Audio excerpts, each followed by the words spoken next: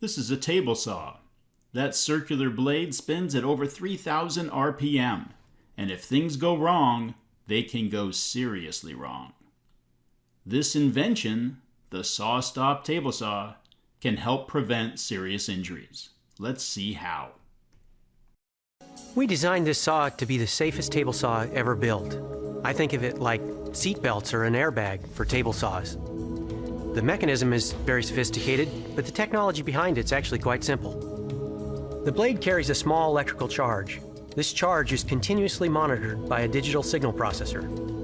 When contact is made, the human body absorbs some of the charge, causing the voltage to drop. The drop in voltage triggers a quick-release aluminum brake. A heavy-duty spring forces the brake into the teeth of the spinning blade. The teeth dig into the aluminum, stopping the blade cold.